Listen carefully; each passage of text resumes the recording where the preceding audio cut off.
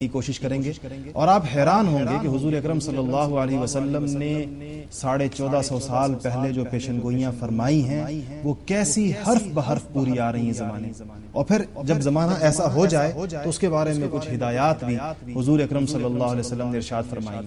پہلے ان نشانیوں کو سنیے اور ذرا گہری نظر سے اپنے گرد و پیش کا جائزہ لیجیے۔ حضور اکرم صلی اللہ علیہ وسلم نے فتنے کے دور کو اور اس میں اس کی کیسی باریک بینی کے ساتھ، بڑی تفصیل کے ساتھ اس دور کے لوگوں کے اعمال کا اور ان کے اخلاق کا اور ان کے رویوں کے بارے میں پیشن گوئیاں فرمائیں۔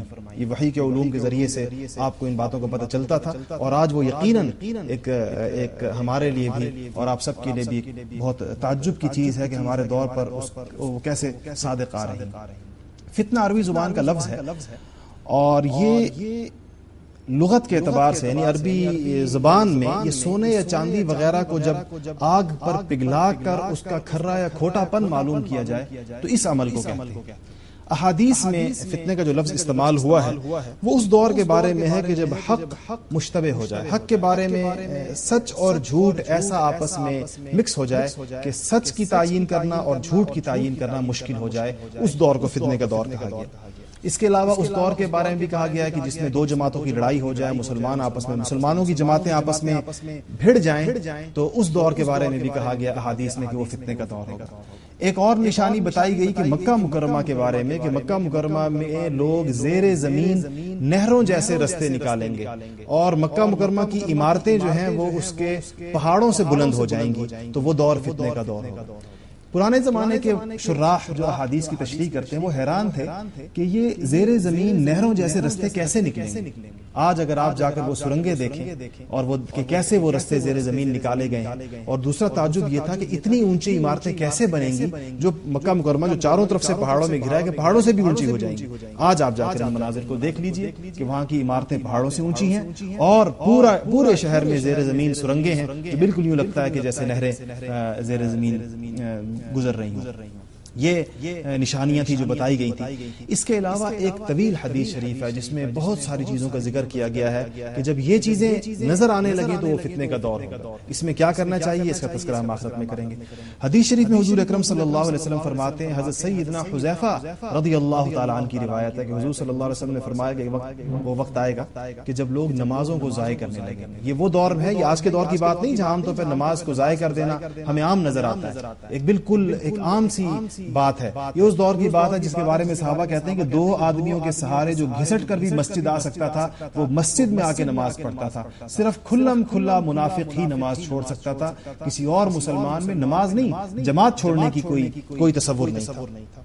تو حضور صلی اللہ علیہ وسلم نے فرمایا ایک دور ایسا آئے گا لوگ کھلے عام نمازیں چھوڑنا شروع کر دیں گے، امانت ضائع ہونے لگے گی، جس کے پاس امانت رکھوائے گا وہ اس میں خیانتیں کرے گا، سود لوگ کھانا شروع کریں گے، جھوٹ عام ہو جائے گا، معمولی باتوں پر خون ریزی ہوگی، قتل و قتال ہوگا، ایک دوسرے کی مار دھاڑ ہوگی، اونچی بلڈنگیں بنائی جائیں گی، دین بیچ کر دنیا کمائی جائے گی، رشتہ داروں کے ساتھ بدسلوکی کی جائے گی، انصاف نایاب ہو جائے گا، جھوٹ سچ بن جائے گا، لباس ریشم کا پہنا جائے گا، مردوں کو ریشم کے لباس سے منع کیا گیا، ظلم عام ہو جائے گا، طلاقوں کی کثرت ہوگی، ناگہانی موت عام ہو جائے گی، یعنی بس بندہ باہر نکلا پتہ نہیں چلتا کہ واپس آئے گا، ایکسیڈنٹ ہو جائیں گے، کچھ اور طریقے سے بدامنی جس کے نتیجے میں لوگ بہت تیزی سے موت کا شکار ہوتے ہیں، خیانت عام ہو جائے گی، اور خیانت کرنے والے کو امین سمجھا جائے گا، یعنی وہ خائن بھی ہوگا اور کوئی اس کو خائن نہیں کہے گا اور نہ سمجھے گا، اور امانت دار کو خائن سمجھا جائے گا۔ وہ آدمی جو آج دیکھیے وہ افسران جو اپنی ذمہ داریاں پوری کرنا چاہتے ہیں، جو امین ہیں، ان کے لیے کتنی مشکلات ہوتی ہیں، اور جو اپنی ذمہ داریاں پوری نہ کرنا چاہیں تو ان کے لیے بڑی سہولتیں ہیں۔ جھوٹے کو سچا کہا جائے گا اور سچے کو جھوٹا کہا جائے گا، تہمت درازی عام ہو جائے گی، لوگ ایک دوسرے کے اوپر بغیر کسی حیل و حجت کے تہمتیں دھر دیا کریں گے، بارش کے باوجود گرمی ہوا کرے گی، اور لوگ اولاد سے کراہت کریں گے، کوشش کریں گے کہ اولاد نہ ہو یا ہو تو بہت ہی زیادہ کم ہو، کمینوں کے ٹھاٹ ہوں گے، وہ لوگ جو کمینے سمجھے جاتے ہیں وہ بڑے ٹھاٹ کے ساتھ زندگی بسر کریں گے، اور شریفوں کا ناک میں دم آ جائے گا، وہ لوگ جو شرافت سے زندگی گزارنا چاہتے ہیں ان کے لیے زندگی مشکل ہو جائے گی، سردار جو بڑے ہوں گے وہ ظلم پیشہ ہوں گے، وہ ظلم کرنے والے ہوں گے، عالم اور قاری جو ہیں وہ بدکار ہوں گے، اور لوگ جانوروں کی کھالوں کا لباس پہنیں گے. آج کل آپ نے دیکھا ہوگا بہت قیمتی لباس سمجھا جاتا ہے، مگر ان کے دل بدبودار ہوں گے. مطلب یہ کہ اوپر سے لباس بہت اچھا ہوگا مگر اندر سے دل بدبودار ہوں گے، اور علوے سے زیادہ کڑوے ہوں گے. جو کڑوا ترین ایک پھل ہے علوا، اس سے بھی زیادہ کڑوے ہوں. سونا عام ہو جائے گا، چاندی کی مانگ بڑھ جائے گی، مطلب قیمتیں چڑھ جائیں گی سونے چاندی کی. آج آپ بازاروں کا ریٹ دیکھ لیجئے. گناہ زیادہ ہو جائیں گے، امن کم ہو جائیں گے. قرآن کریم کے نسخوں کو آراستہ کیا جائے اور مساجد کو آراستہ کیا جائے گا. مسجد کے محرابوں پر اور اس پر لمبے اونچے اونچے مینار بنائے جائیں گے، لیکن دل ویران ہوں گے. شرابیں پی جائیں گی، شرعی سزاؤں کو معطل کر دیا جائے گا. قرآن نے جو سزائیں متعین کی ہیں، چور کا ہاتھ کاٹا جائے، زانی کو کوڑے لگائے جائیں، اس کو معطل کر دیا جائے گا. آج نہ صرف ان کو معطل کیا گیا ہے بلکہ اس پہ اعتراضات کیے جاتے ہیں. اس کو وحشیانہ سزائیں کہا جاتا ہے، جو کہ بہت ہی خطرناک بات ہے. سکن لونڈی اپنے آقا کو جنے گی، مطلب یہ کہ بیٹی ماں پر حکم چلائے گی. آج گھروں میں اس کے منظر کو دیکھا جا سکتا ہے. جو لوگ ننگے پاؤں ننگے بدن تھے وہ بادشاہ بن جائیں گے. تجارت میں عورتیں اور مرد ایک طرح سے بالکل خلط ملط ہو جائیں گے، کوئی پہچانا نہیں جائے گا. مرد عورتوں کی نقالی کریں گے، عورتیں مردوں کی نقالی کریں گی.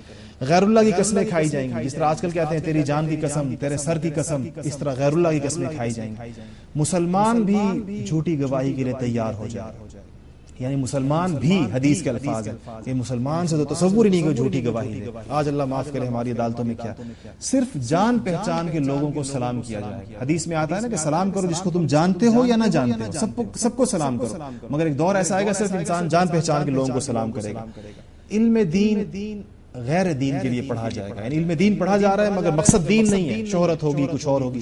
آخرت سے دنیا کمائی جائے گی. مال غنیمت کو، سرکاری خزانے کو ذاتی خزانہ سمجھا جائے گا، ذاتی مال سمجھا جائے گا. لوٹ کھسوٹ کے بارے میں امانت کو لوٹ کا مال سمجھا جائے گا. زکوٰۃ کو جرمانہ سمجھا جائے گا.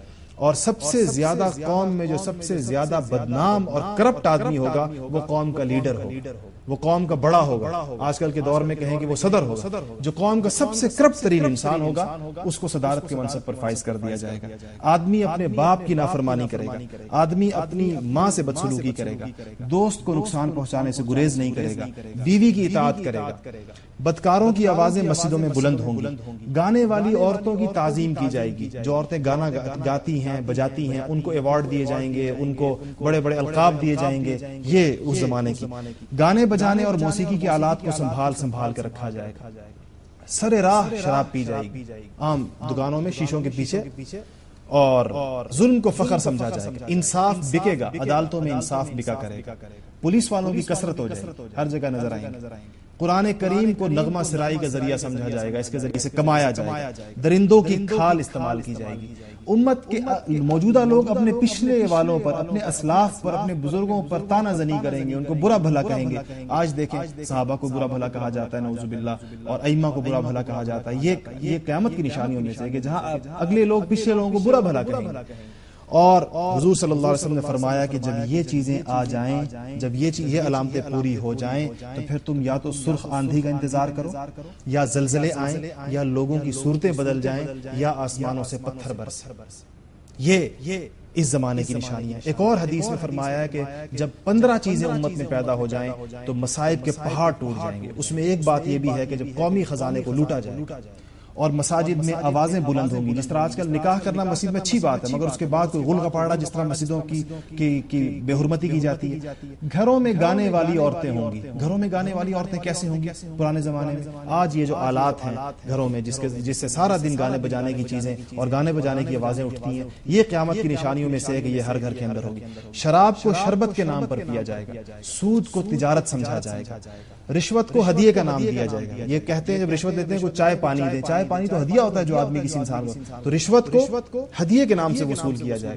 لوگ کشنوں پر سوار ہو، حدیث میں لفظ میاسر آیا ہے، کشن پر سوار ہو کے مسجد میں آئیں گے. اس کی بھی شراح حدیث میں تشریح پر حیران تھے، کشن پہ کیسے سوار ہوں گے؟ جس طرح گاڑی کی سیٹیں ہوتی ہیں، مطلب گاڑیوں میں لوگ مسجدوں میں آ کر مسجد کے دروازوں پر اترا کریں گی. عورتیں لباس پہننے کے باوجود ننگی ہوں گی. ایسے لباس پہنیں گی کہ جس کا پہننا اور نہ پہننا ایک برابر ہوگا، اور ان کے بال اونٹوں کے کوہان کی طرح پیچھے سے اٹھے ہوئے ہوں گے. یہ نشانیاں بتائی گئی ہیں.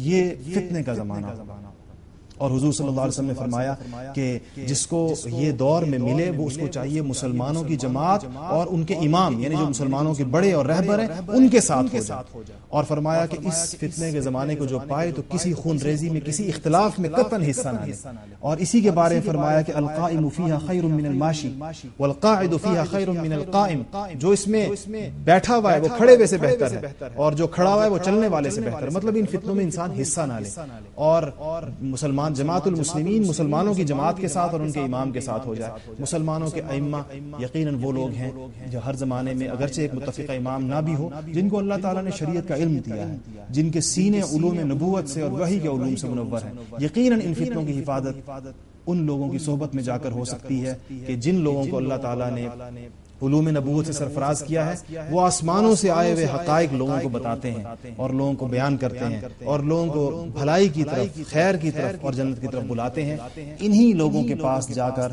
اور ان سے کچھ پڑھ کر، کچھ سیکھ کر، کچھ سمجھ کر ہی فتنوں سے بچا جا سکتا ہے، جو اس دور کا شاید سب سے بڑا مسئلہ ہے۔